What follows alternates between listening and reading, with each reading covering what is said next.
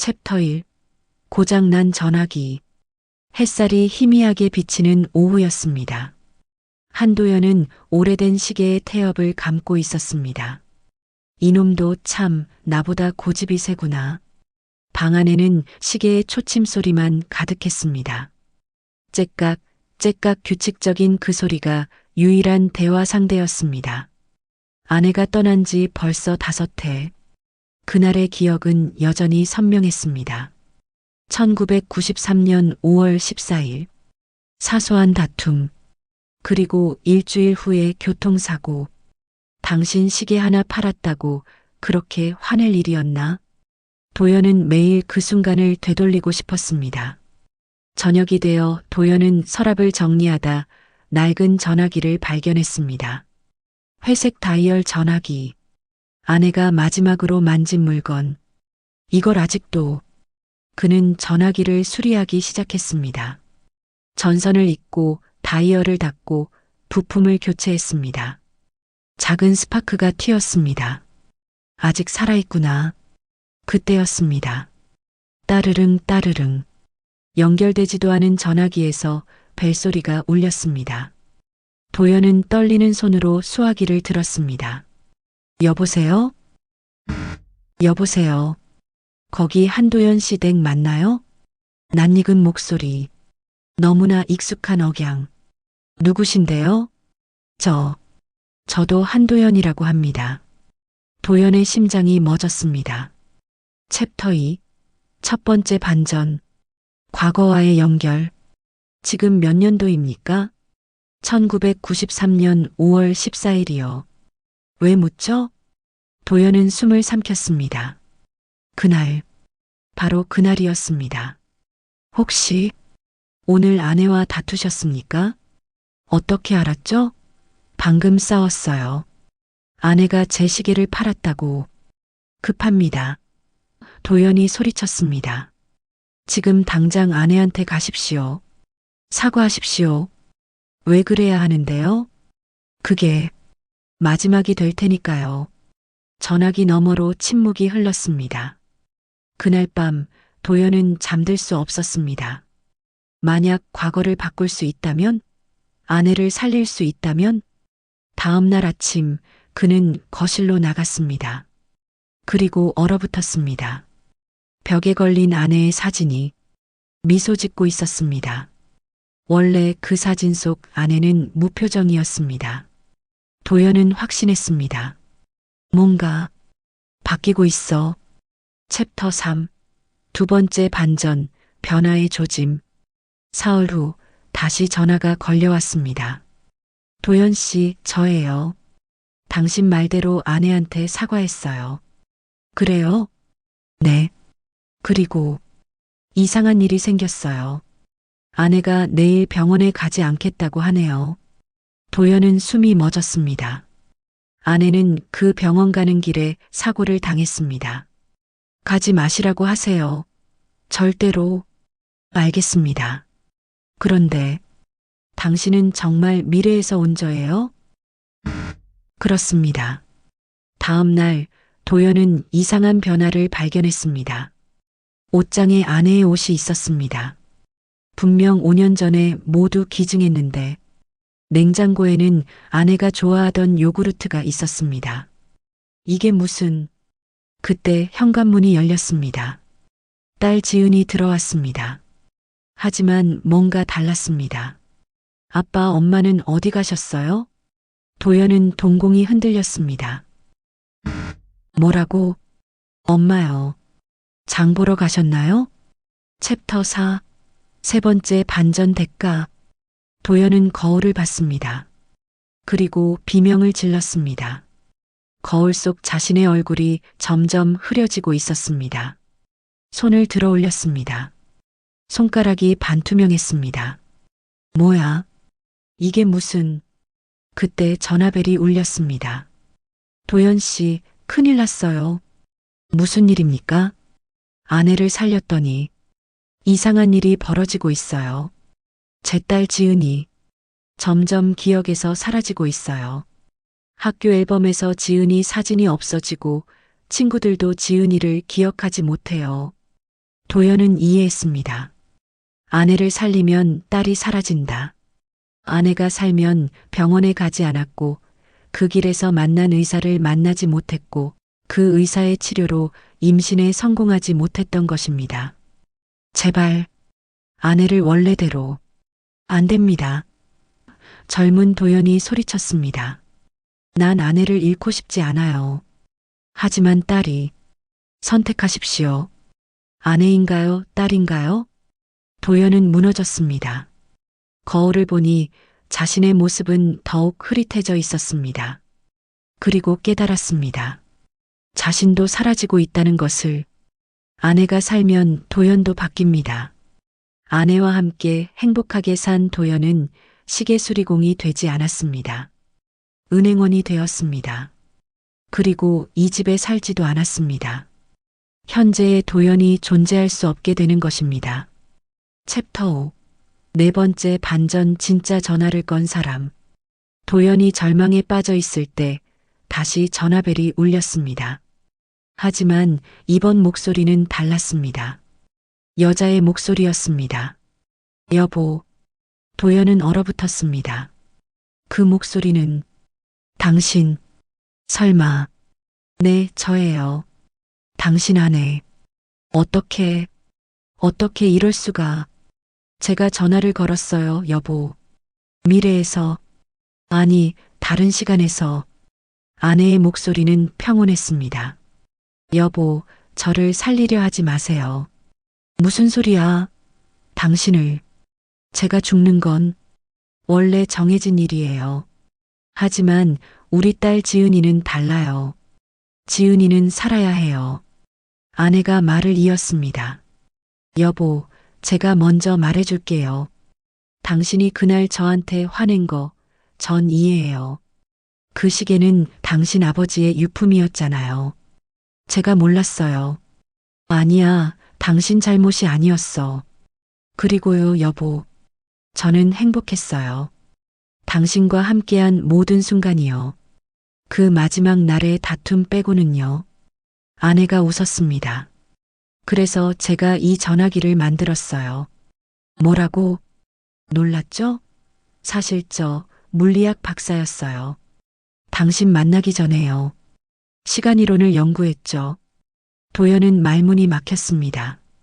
당신이 고치고 있던 그 전화기, 사실 제가 만든 거예요. 제 죽음을 예견하고요. 제가 죽으면 당신이 후회 속에서 살 걸 알았거든요. 그럼 그동안 전화를 건 사람은 처음엔 과거의 당신이 맞아요. 제가 시간 연결을 만들었으니까요. 하지만 당신이 과거를 바꾸려 하자 제가 개입했어요. 챕터 6. 다섯 번째 반전. 최후의 선택. 여보, 지금 당신 앞에 세 개의 선택지가 있어요. 세 개? 첫 번째, 저를 살리고 딸과 당신이 사라지는 것. 두 번째, 모든 걸 원래대로 돌리고 저는 죽는 것. 세 번째, 아내가 잠시 멈췄습니다. 우리 모두 다시 만나는 것. 그게 무슨. 여보, 사실 당신도 죽어가고 있어요. 지금. 도연은 주변을 돌아봤습니다. 시야가 흐려졌습니다. 뭔가 이상해. 당신은 지금 병원에 있어요. 5년 전 제 장례식 다음 날 교통사고를 당했죠. 그리고 지금까지 혼수 상태예요. 거짓말. 아니에요. 딸 지은이가 매일 당신 곁에 있어요. 당신 손을 잡고 있죠. 그 전화기도 지은이가 가져다 놨어요. 아빠가 좋아하시던 거라고. 도연의 눈에서 눈물이 흘렀습니다. 그럼 이 모든 게 당신 무의식이 만든 세계예요.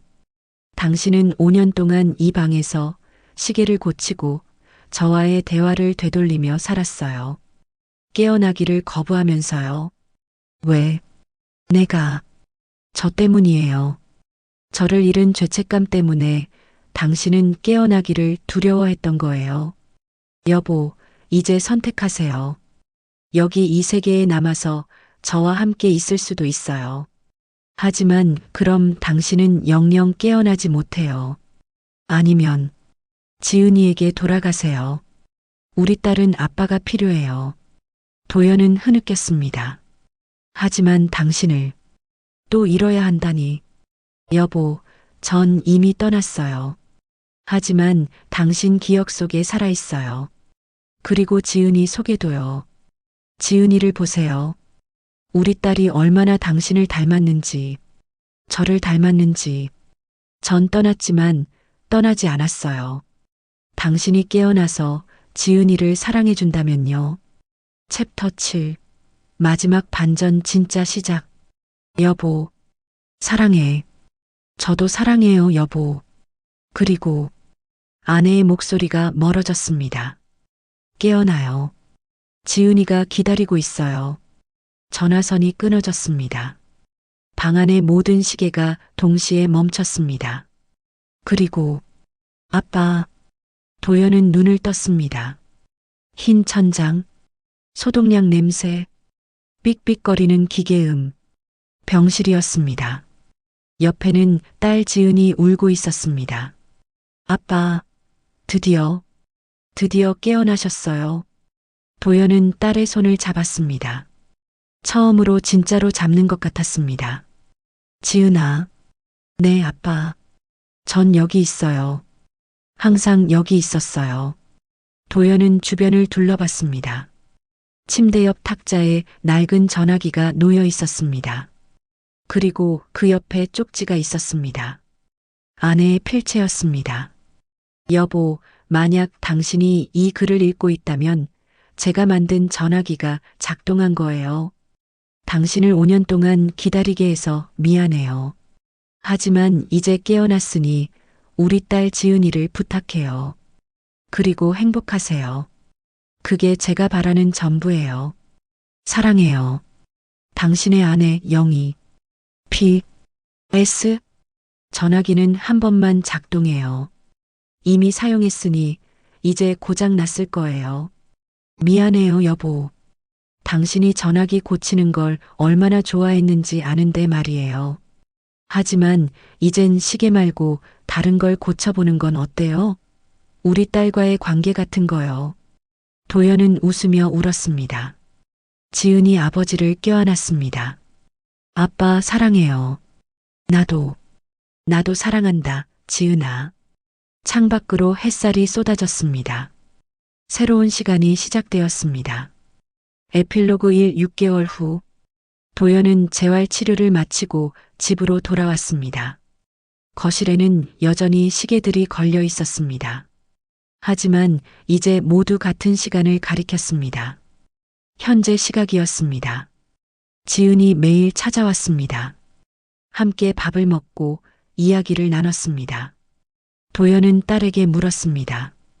지은아, 너 엄마가 물리학자였다는 거 알고 있었니? 지은이 웃었습니다. 네. 엄마가 남긴 일기장이 있어요. 읽어보실래요? 일기장에는 아내의 연구 내용이 빼곡했습니다. 그리고 마지막 페이지에는 이렇게 적혀 있었습니다. 시간여행 이론 최종 프로토타입 완성. 하지만 사용하지 않기로 결정. 왜냐하면 현재가 가장 소중하다는 걸 깨달았으니까.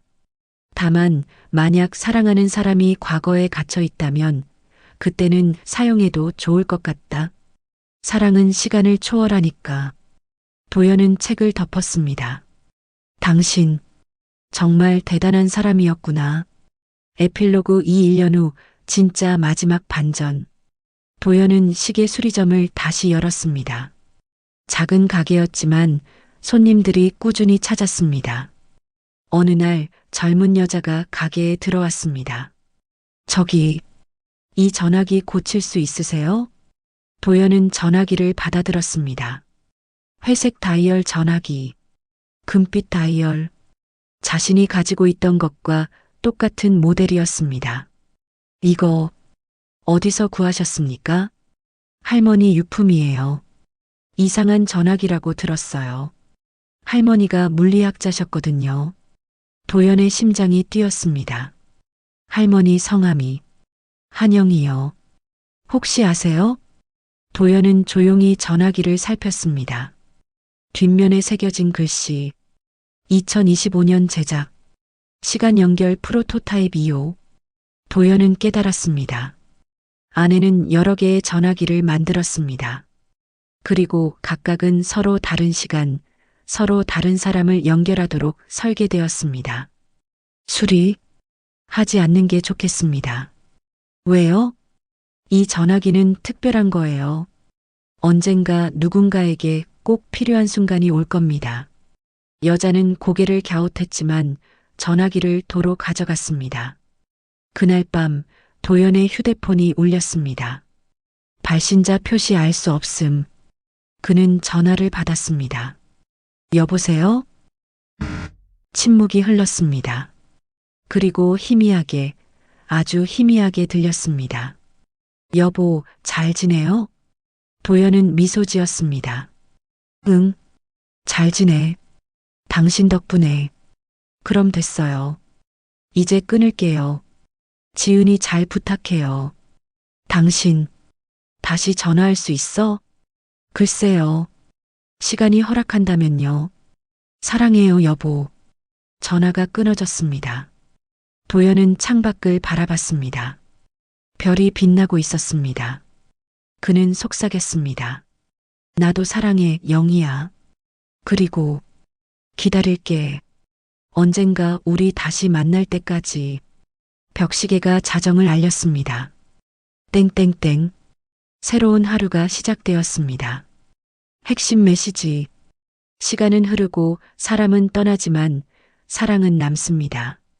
진정한 시간 여행은 과거로 가는 것이 아니라 현재를 살아가는 것이다. 우리가 놓친 순간은 되돌릴 수 없지만 지금 이 순간은 선택할 수 있다. 후회는 과거에 있지 않다. 지금 사랑하지 않는 것, 그것이 진짜 후회다.